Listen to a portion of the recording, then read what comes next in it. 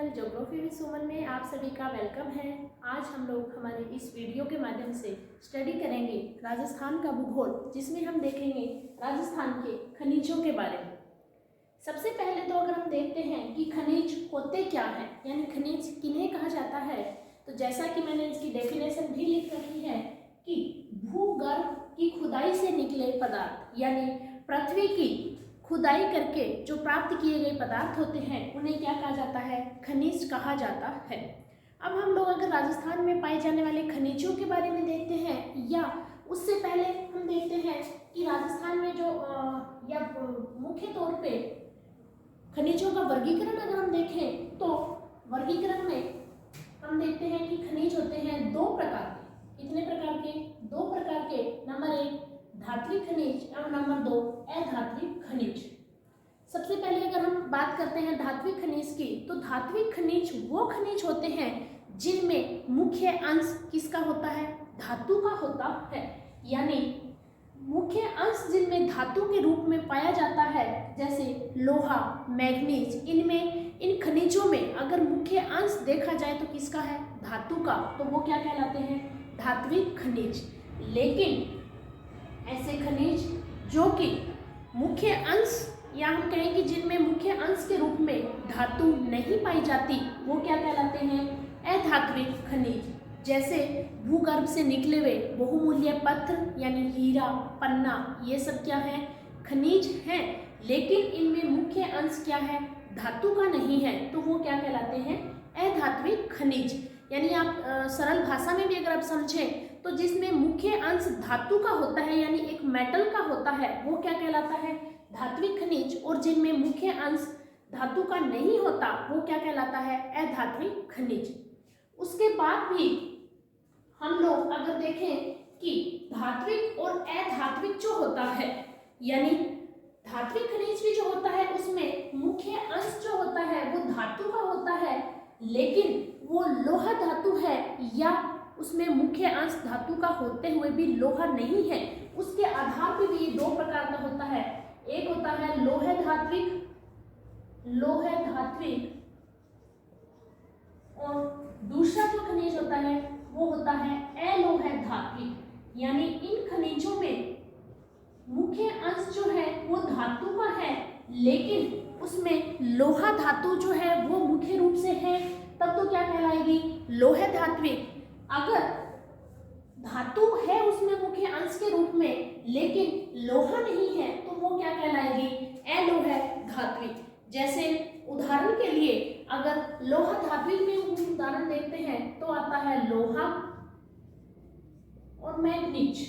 इनमें क्या है, धात्विक खनिज है, इनमें मुख्य अंश धातु का है, और वो भी कौन सी धातु का, लोहा धातु का।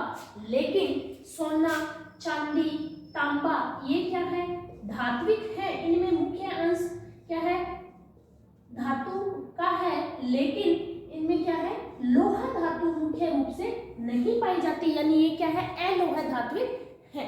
तो ये क्या हो गए कि जिनमें लोहा पाया जाता है धातु के रूप में वो लोहा धात्विक, और जिनमें धातु होते हुए भी लोहा नहीं पाया जाता वो क्या कहलाते हैं, अलोह धात्विक कहलाते हैं। इसी प्रकार अधात्विक खनिजों में भी हम देखें कि वो खनिज जिनमें मुख्य अंश धातु का नहीं है वो क्या कहलाते हैं, अधात्विक खनिज। ये भी कई प्रकार के होते हैं, जैसे उर्वरक खनिज,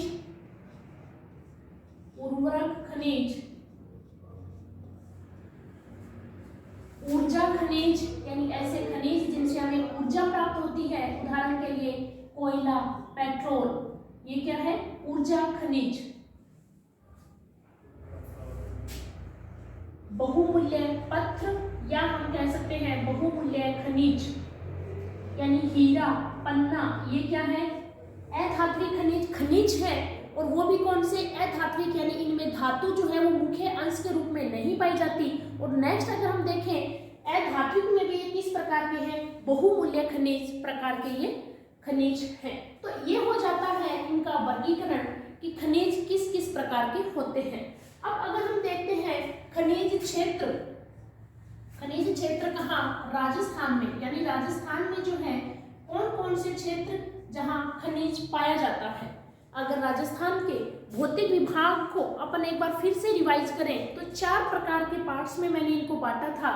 एक मैंने आपको बताया पश्चिमी राजस्थान या थार का मरुस्थल, नंबर 2 अरावली पर्वतमाला, नंबर 3 दक्षिणी पूर्वी पठार एवं नंबर 4 था अपना पूर्वी मैदानी भाग। 4 प्रकार के भौतिक विभाग मैंने आपको बताए थे, यानी पूर्वी मैदानी भाग या पूर्वी मैदान भी हम लिख सकते हैं। अगर इन चारों पार्ट्स में हम देखते हैं तो याद रखिएगा पूर्वी मैदान जो भौतिक भाग है उसमें क्या है, खनिज नहीं पाए जाते, यानी राजस्थान का पूर्वी मैदानी जो भाग है वहाँ खनिजों की उपलब्धता नहीं है। लेकिन इसके अलावा राजस्थान में थार का मरुस्थल या हम कहें पश्चिमी राजस्थान, अरावली पर्वतमाला और दक्षिणी पूर्वी पठार, इन तीनों ही भौतिक विभागों में खनिजों की उपलब्धता है या हम कह सकते हैं कि खनिज पाए जाते हैं।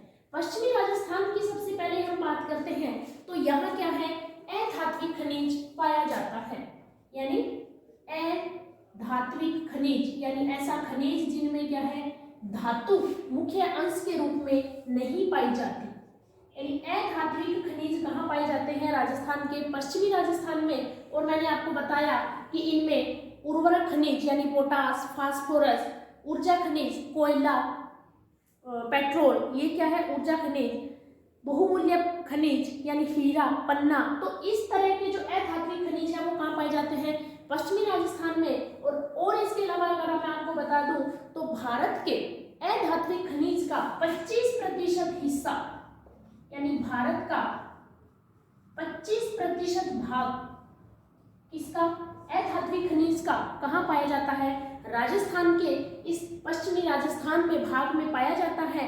और मैं बता दूं कि भारत में अधात्विक खनिजों की दृष्टि से भी राजस्थान का प्रथम स्थान आता है, यानी आपके सामने कहीं भी कॉम्पिटिटिव एग्जाम में या आपके महाविद्यालय लेवल के जो एग्जाम होते हैं उसमें भी आपके ऑब्जेक्टिव टाइप क्वेश्चन में ये क्वेश्चन आपको मिल सकता है कि अधात्विक खनिजों में भारत देश में राजस्थान का स्थान कौन सा है, तो वो कौन सा आता है, उत्पादन की दृष्टि से भारत में राजस्थान का प्रथम स्थान आता है। तो आप ये चीज नोट भी कर लीजिए और ध्यान में रखना, यानी उत्पादन में कौन सा स्थान, प्रथम स्थान या फर्स्ट स्थान आता है किसका, राजस्थान का।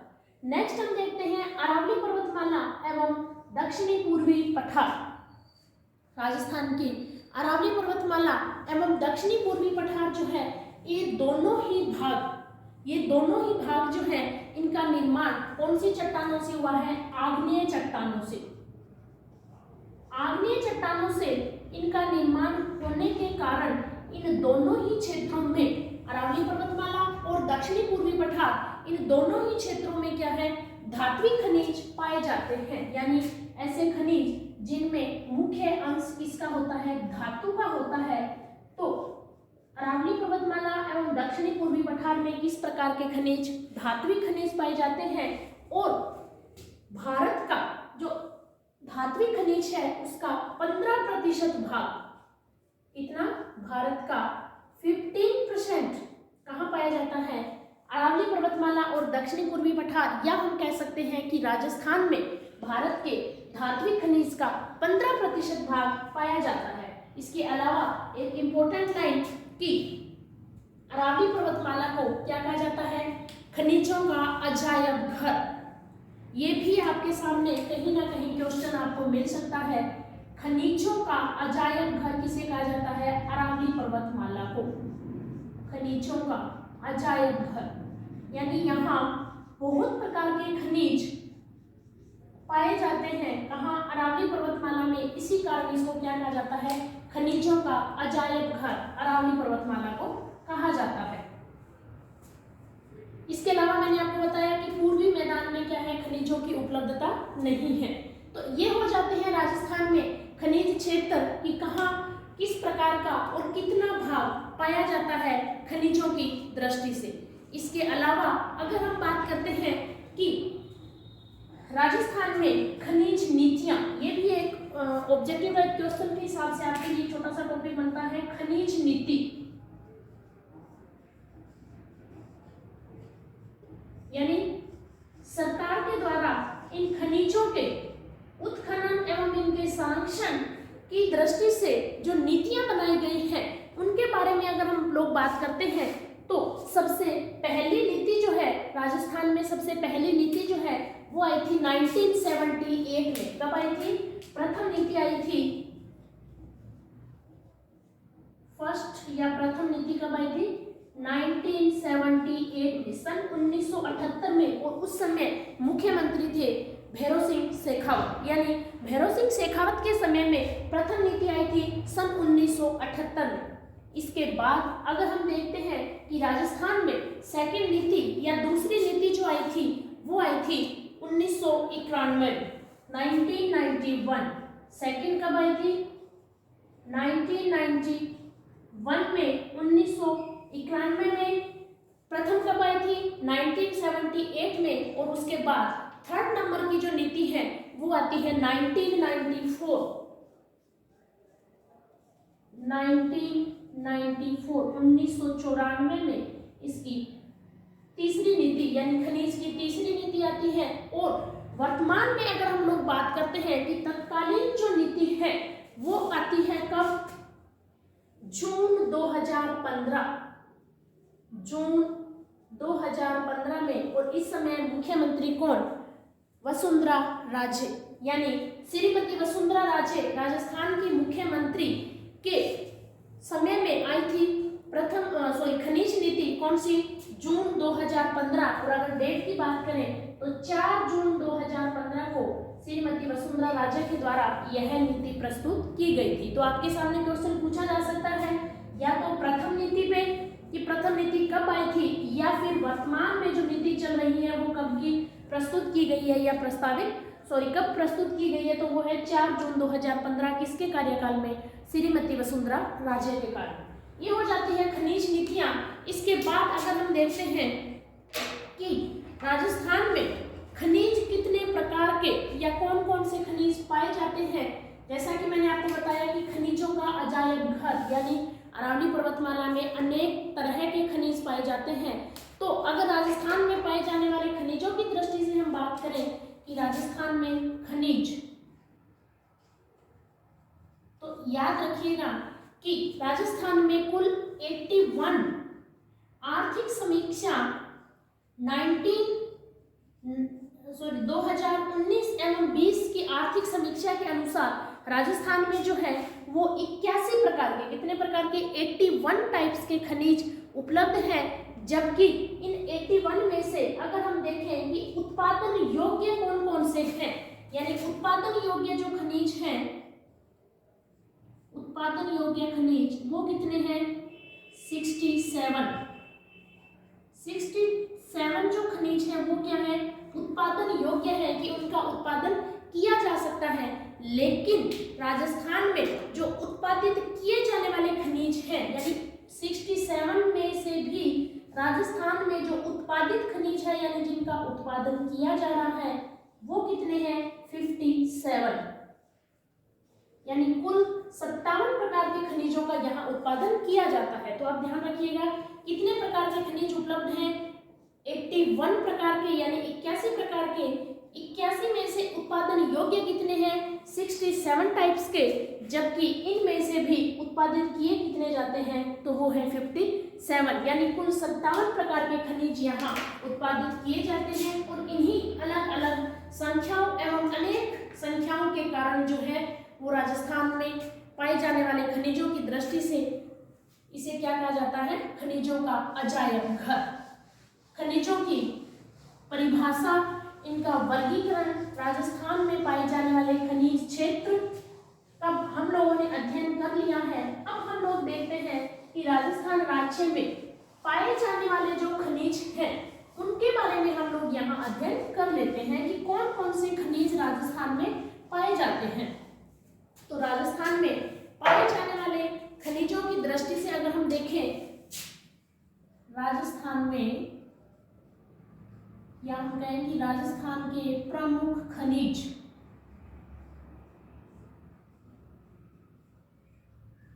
राजस्थान के प्रमुख खनिज, और जैसा कि अभी मैंने आपको इसका वर्गीकरण भी करके बताया कितने प्रकार के, 2 प्रकार के, धात्विक और अधात्विक। तो सबसे पहले हम देख लेते हैं कौन से खनिज? धात्विक खनिज, यानी ऐसे खनिज जिनमें मुख्य अंश किसका होता है, धातु का होता है। हालांकि इसके आगे भी मैंने इसके दो टाइप्स आपको बताए थे, लोह धात्विक और अलोह धात्विक, लेकिन यहाँ हम लोग क्या है कॉमन इनका स्टडी कर लेते हैं। तो धात्विक खनिज में सबसे पहले आता है लोहा अयस्क। लोहा अयस्क यानी ये किस प्रकार का खनिज है, तो यह एक धात्विक खनिज है। और धात्विक में भी अगर हम बात करें कि लोहा धात्विक है या अलोहा धात्विक है, तो ये किस प्रकार का लोहा धात्विक खनिज है, यानी इसमें मुख्य अंश लोहा धातु का ही पाया जाता है। तो यह किस श्रेणी का, यह लोहा धात्विक श्रेणी का खनिज है। लोहा अयस्क की दृष्टि से राजस्थान जो है वो देश में थर्ड स्थान रखता है, यानी देश में कौन सा स्थान, थर्ड नंबर, देश में स्थान third number.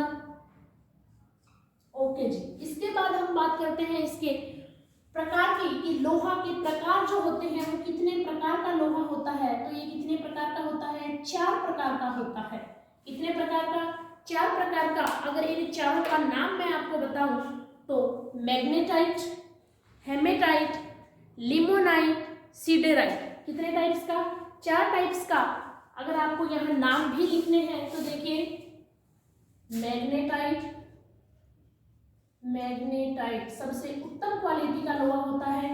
Number 2 haematite, haematite magnetite के बाद सेकंड नंबर पे आता है इसकी गुणवत्ता की दृष्टि से haematite. Next number 3 limonite, limonite और नंबर 4 सीडेराइट। सबसे घटिया क्वालिटी का लोहा होता है कौन सा, सीडेराइट। और राजस्थान में अगर पूछा जाए तो सर्वाधिक मात्रा में उत्पादित होता है कौन सा, हेमेटाइट। ये भी आपके लिए क्वेश्चन बन सकता है कि राजस्थान में सर्वाधिक मात्रा में उत्पादित लोहा तो कौन सा हो जाएगा, हेमेटाइट, जिसमें लोहा अयस्क की जो मात्रा होती है वो होती है 63 से 66%, यानी लोहे की मात्रा कितनी होती है, 63 से 6% मात्रा होती है किसकी, लोहे की। और राजस्थान में सबसे ज्यादा उत्पादित होता है कौन सा लोहा, हेमेटाइट लोहा। अब हम बात करते हैं राजस्थान में लोहा अयस्क के जो उत्पादक क्षेत्र हैं उनके बारे में। कौन से उत्पादन क्षेत्र, उत्पादन क्षेत्र। अगर जिलेवार हम बात करें तो सबसे पहले आता है जयपुर। कौन सा जिला, जयपुर। जयपुर में उत्पादन क्षेत्र हम देखते हैं तो उत्पादन की दृष्टि से सबसे ज्यादा उत्पादन होता है जयपुर में, यानी राजस्थान में फर्स्ट नंबर पे कौन सा जिला आता है, जयपुर। और अगर इसके उत्पादन क्षेत्र हम देखते हैं तो आता है मोरीजा बानोल। कौन सा आता है, मोरीजा बानोल क्षेत्र कौन से जिले का, जयपुर जिले का। आपसे क्वेश्चन में ये भी पूछा जा सकता है कि मोरीजा बानोल जो है वो संबंधित है, तो आंसर क्या होगा, लोहा अयस्क। आपसे ये भी पूछा जा सकता है कि जयपुर जिले का लोहा उत्पादित क्षेत्र है, तो आंसर आ जाता है क्या, मोरीजा बानोल क्षेत्र। जयपुर के बाद आता है दौसा, नंबर 2 कौन सा जिला, दौसा। और दौसा के अगर उत्पादित क्षेत्र की बात करें तो नीमला, रायसेला एवं लालसोट। कौन सा क्षेत्र, नीमला, रायसेला, नीमला, रायसेला एवं लालसोट। एक बार आपको ये सब नाम सुनने में बहुत अजीब भी लगेगा, आपको लगेगा कि ये याद भी कैसे रहेंगे, लेकिन बार बार अगर आप इनको पढ़ते जाएंगे, बार बार इनको आप रिपीट करेंगे तो धीरे धीरे आपको ये याद भी रहने लग जाएंगे। तो दौसा का आ जाता है नीमला, रायसेला एवं लालसोट। और नेक्स्ट नंबर 3 आ जाता है उदयपुर। कौन सा जिला, उदयपुर। और उदयपुर का आ जाता है नाथरा की पाल, नाथरा की पाल। और दूसरा आ जाता है थूर मुंडेर। कौन सा क्षेत्र, थूर मुंडेर क्षेत्र। यानी उदयपुर का नाथरा की पाल एवं थूर मुंडेर क्षेत्र में लोहा उत्पादित किया जाता है। नेक्स्ट आ जाता है सीकर। और सीकर का उत्पादित क्षेत्र है नीम का थाना, नीम का थाना। Jaipur, Dausa, Udaipur, seeker and next आ जाता है झुंझुनू।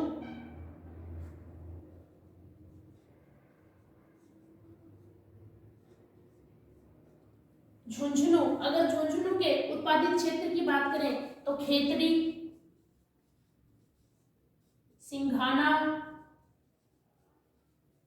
डाबला, ये क्षेत्र किसके हैं? झुंझुनू जिले के। और अगर खनिजों की दृष्टि से बात करें तो लोहा उत्पादित करने के ये क्षेत्र हैं। नेक्स्ट आ जाता है भीलवाड़ा। भीलवाड़ा बड़ा इंपॉर्टेंट क्षेत्र है। पूर्वबनेड़ा, पूर्वबनेड़ा कौन से जिले का? भीलवाड़ा जिले का पूर्वबनेड़ा। और एक और आता है बागोर, बागोर। इन दोनों में से पूर्वबनेड़ा ज्यादा इंपॉर्टेंट बनता है, यानी बार बार एग्जाम में पूछा जाता है। पूर्वबनेड़ा पूछा जा सकता है किससे संबंधित? लोहा अयस्क से संबंधित पूछा जा सकता है। कौन से जिले का? तो कौन से जिले का? भीलवाड़ा जिले का। और नेक्स्ट और लास्ट आता है बूंदी का इंदरगढ़, बूंदी। कौन सा क्षेत्र? इंदरगढ़, इंदरगढ़। ये हो जाते हैं उत्पादित क्षेत्र लोहा अयस्क के।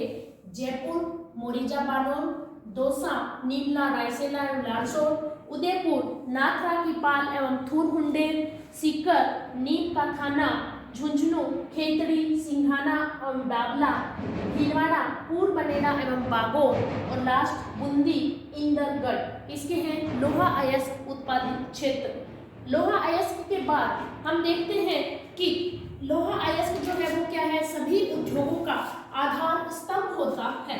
यानी आपसे ये भी क्वेश्चन पूछा जा सकता है कि उद्योगों का आधार स्तंभ, यानी कोई भी उद्योग हो उनमें मेन बेस क्या होता है? लोहा अयस्क होता है। यानी उद्योगों का क्या है? आधार स्तंभ, आधार स्तंभ कहा जाता है किसको? लोहा अयस्क को। ये क्या है? किसका उपनाम है? उद्योगों का आधार स्तंभ कौन? लोहा अयस्क। लोहा अयस्क को अगर हम देखें कि इसके लोहा अयस्क संयंत्र भी लगे हुए हैं राजस्थान में, और मुख्य रूप से कहाँ लगे हुए हैं? जिंदल ग्रुप के लगे हुए हैं भीलवाड़ा जिले में। लोहा अयस्क के जो संयंत्र यानी इसको गलाने का, इसको प्यूरिफाई करने का जो काम है वो कहाँ है? भीलवाड़ा जिले में जिंदल ग्रुप के मुख्य इसके ग्रुप इनकी यूनिट्स क्या है? लगी हुई है। तो लोहा अयस्क के बाद नेक्स्ट जो धातु हम देखते हैं वो आती है मैग्नीज।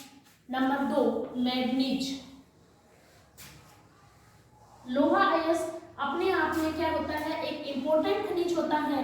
और एग्जाम की दृष्टि से भी डायरेक्ट इसके नाम से भी आपको पूछा जा सकता है कि राजस्थान के लोहा अयस्क क्षेत्र, और यह आपसे ये भी पूछा जा सकता है कि राजस्थान में पाए जाने वाले खनिजों का वर्गीकरण यहाँ प्रस्तुत कीजिए। तो लोहा अयस्क के बाद नंबर 2 आ जाता है मैग्नीज। मैग्नीज लोहा अयस्क के समान ही मैग्नीज भी क्या है कि एक धात्विक खनिज है, और धात्विक खनिज में भी क्या है? लोहा धात्विक खनिज है। यानी इसमें मुख्य अंश क्या होता है? लोहा धातु का होता है। और जिस प्रकार से उद्योगों का आधार स्तंभ जो था वो लोहा अयस्क था, वैसे ही इसको कहा जाता है जैक ऑफ ऑल ट्रेड्स। यानी ऑल ट्रेड्स का क्या कहा जाता है? जैक माना जाता है किसको? मैग्नीज को। मुख्य रूप से इसका उपयोग जो किया जाता है वो लोहा इस्पात उद्योगों में और रासायनिक उद्योगों में इसका उपयोग किया जाता है। यानी मैग्नीज का उपयोग क्या हो गया? लोहा अयस्क या लोहा इस्पात उद्योग और रासायनिक उद्योगों में मैग्नीज का क्या किया जाता है? उपयोग किया जाता है। नेक्स्ट अगर हम इसके देखें अयस्क के बारे में कि इसका जो कच्चा रूप होता है या इसका अयस्क जो होता है वो कौन सा होता है? तो वो होता है ब्रोनाइट। कौन सा? ब्रोनाइट। यानी यह जब भूगर्भ से निकलता है तो किस रूप में निकलता है? ब्रोनाइट के रूप में निकलता है, या इसका जो कच्चा रूप होता है उसको क्या कहा जाता है? ब्रोनाइट कहा जाता है। नेक्स्ट पाइरोलूसाइट, ये भी इसका क्या है? अयस्क है, पाइरोलूसाइट। तो ये नाम भी आप नोट भी कर लीजिए और याद भी आपको रखने हैं। तो ये क्या है? मैग्नीज के अयस्क हैं ब्रोनाइट एवं पाइरोलूसाइट। ये इसके क्या है? अयस्क हैं। अगर हम इसके उत्पादन क्षेत्र की बात करें कि राजस्थान में कौन कौन से इसके उत्पादन क्षेत्र हैं? उत्पादन क्षेत्र तो जिसमें नंबर 1 आ जाता है बांसवाड़ा जिला। कौन सा? बांसवाड़ा जिला, बांसवाड़ा। नेक्स्ट आ जाता है राजसमंद, यानी राजस्थान में सबसे ज्यादा मैग्नीज उत्पादित होता है कहाँ, बांसवाड़ा में। नेक्स्ट हम देखे हैं तो आता है राजसमंद, और एक और इसका क्षेत्र आता है उदयपुर, यानी उदयपुर जिले में भी मैग्नीज के उत्पादित क्षेत्र पाए जाते हैं। अगर बांसवाड़ा में भी हम बात करें तो लीलवानी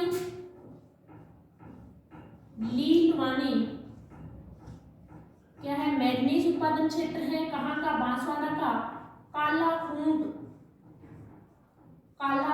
कहाँ का, बांसवाड़ा का। नेक्स्ट कालाखूंट के बाद हम देखते हैं नरड़िया। कौन सा, नरड़िया। एक नाम और आप ध्यान में रखिए, टीमामोरी। कौन सा क्षेत्र, टीमामोरी कहाँ का, बांसवाड़ा का। क्या उत्पादित होता है, मैग्नीज। नेक्स्ट आता है राजसमंद, और राजसमंद का जो मैग्नीज उत्पादित क्षेत्र है वो है नगेड़िया। कौन सा क्षेत्र, नगेड़िया। ध्यान रखिएगा, यहाँ है नरड़िया बांसवाड़ा का, जबकि राजसमंद का है नगेड़िया। उदयपुर का उत्पादित क्षेत्र है छोटी सार, बड़ी सार। ये कहाँ के क्षेत्र हैं, उदयपुर के। और एक होता आता है सरूपसर कहाँ का है, उदयपुर का। क्या उत्पादित होता है, मैग्नीज। तो ये आ जाते हैं राजस्थान में मैग्नीज उत्पादित क्षेत्र। अगर मैग्नीज को उपनाम की बात करें तो जैक ऑफ ऑल ट्रेड्स इसे कहा जाता है। अयस्क, ब्रोनाइट, पाइरोलूसाइट, ये क्या है, मैग्नीज के अयस्क हैं। अगर एक और इसके अयस्क की बात करें तो वो होता है साइलोमेलिन, यानी पाइरोलूसाइट के साथ साथ साइलोमेलिन भी मैग्नीज का क्या होता है, अयस्क होता है। ये हो जाते हैं इसके उत्पादित क्षेत्र, बांसवाड़ा, राजसमंद और उदयपुर। नेक्स्ट अगर हम खनिज देखें तो वो आता है नंबर 3, तांबा। मैग्नीज के बाद राजस्थान में पाया जाने वाला खनिज जो है वो आता है मुख्य खनिज। कौन सा, तांबा।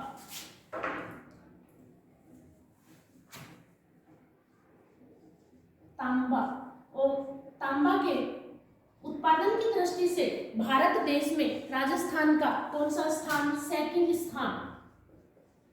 उत्पादन में कौन सा स्थान, सेकंड, यानी दूसरे नंबर पे आता है किसका स्थान, राजस्थान का, संपूर्ण भारत की दृष्टि से। अगर इसके अयस्क की बात करें तो कॉपर पाइराइट, कॉपर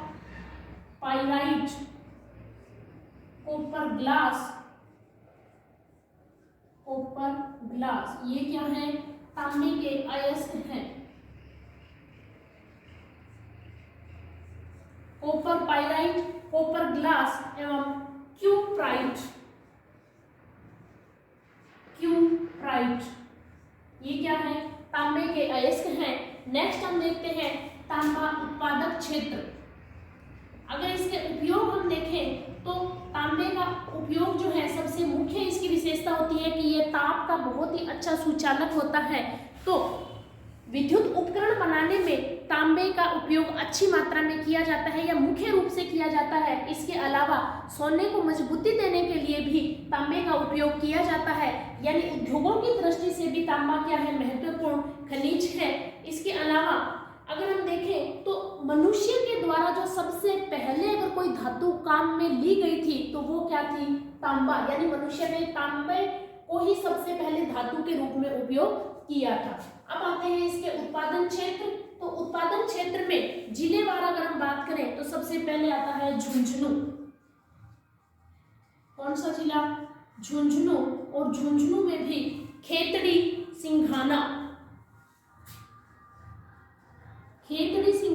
यहाँ का क्या है, मुख्य तांबा उत्पादन क्षेत्र है, खेतड़ी सिंघाना। इसके अलावा डाबला कहाँ था, लोहा उत्पादन में, जबकि खेतड़ी सिंघाना चांदमारी,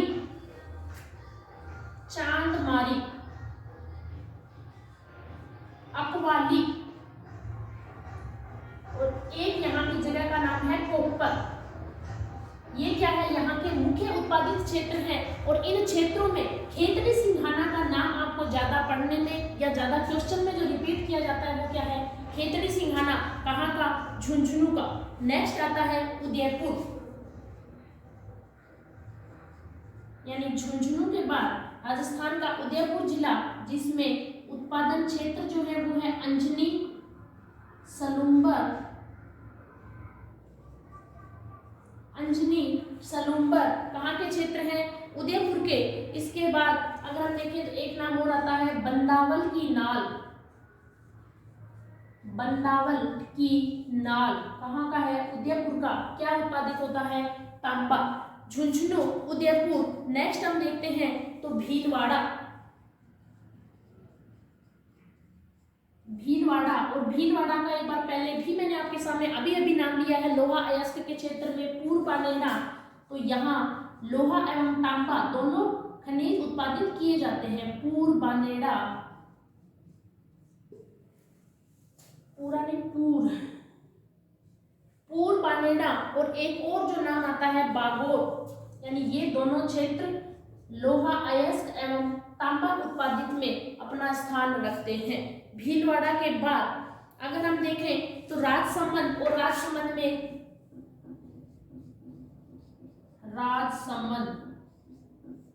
राजसमंद में आ जाता है रेल मगरा, रेल मगरा कहाँ का स्थान है, राजसमंद का। इसके अलावा एक क्षेत्र और भी आता है राजसमंद का, माचेरा। कौन सा क्षेत्र, माचेरा। यानी झुंझुनू, उदयपुर, भीलवाड़ा, राजसमंद, ये क्या है, तांबा उत्पादित क्षेत्र है। हालांकि इसके अलावा और भी हैं, जैसे अलवर।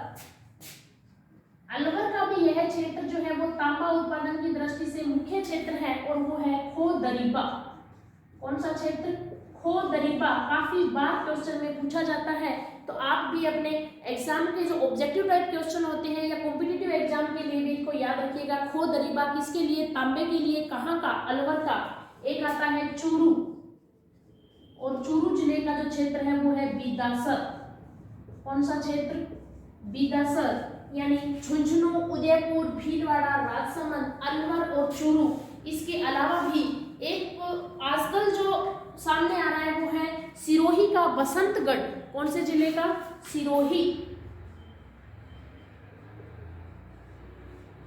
सिरोही का कौन सा क्षेत्र, बसंतगढ़। एक सीकर, सीकर जिले का तांबा उत्पादक जो क्षेत्र है वो है बन्नों की ढाणी, बन्नों की ढाणी। ये कहाँ का है, सीकर का। उत्पादन क्या होता है, तांबे का। यानी राजस्थान के मुख्य उत्पादन क्षेत्र किसके, तांबा खनिज के। तो वो कौन कौन से हैं, झुंझुनू, उदयपुर, भीलवाड़ा, राजसमंद, अलवर, चूरू, सिरोही और सीकर। इसके अलावा एक इंपॉर्टेंट लाइन मैं आपको बता दूं कि राजस्थान में ताम्र नगरी, कि राजस्थान की ताम्र नगरी किसे कहा जाता है, तो वो है आहड़। किसे कहा जाता है, आहड़। आहड़ को क्या कहा जाता है, ताम्र नगरी, ताम्र नगरी। यानी राजस्थान में ताम्र नगरी अगर पूछा जाए तो क्या है, आहड़। और ताम्र जिला अगर पूछा जाए तो वो है झुंझुनू, ताम्र जिला कौन सा है, झुंझुनू। तो ये दोनों भी आपको ध्यान रखने हैं कि ताम्र नगरी तो है आहड़, और ताम्र जिला क्या है, झुंझुनू। अगर राजस्थान में तांबे के संयंत्र की अगर हम बात करें तो भी राजस्थान में तांबा संयंत्र कहाँ लगे हुए हैं, झुंझुनू में लगे हुए हैं। और इनकी स्थापना अगर सबसे पहले देखें तो हिंदुस्तान कॉपर लिमिटेड जो 1967 में अमेरिका की सहायता से झुंझुनू खेतड़ी के अंदर जो है वो कॉपर संयंत्र लगाया गया, किसकी सहयोग से, अमेरिका के सहयोग से। तो ये हो जाते हैं लोहा अयस्क, मैग्नीज और तांबे का हम लोगों ने अध्ययन किया। हालांकि अभी खनिज और भी हैं, लेकिन उनका अध्ययन हम करेंगे नेक्स्ट क्लास में। उम्मीद करती हूँ कि आप लोगों को यह अच्छे से समझ में आया होगा। और आपने साथ साथ शॉर्ट नोट भी बनाए होंगे, ताकि इस वीडियो को फिर से एक बार रिपीट करने से पहले आप एक रिवीजन अपने शॉर्ट नोट की लगाएं और डिटेल में बुक से आप स्टडी करेंगे तो आपको ये अच्छे से समझ में आ जाएगा। बार बार इन क्षेत्र को अगर आप देखेंगे तो ये भी धीरे धीरे आपको याद रहने लग जाएंगे। इसी के साथ ही मेरे इस वीडियो को मैं यही एंड करना चाहूँगी। Thank you.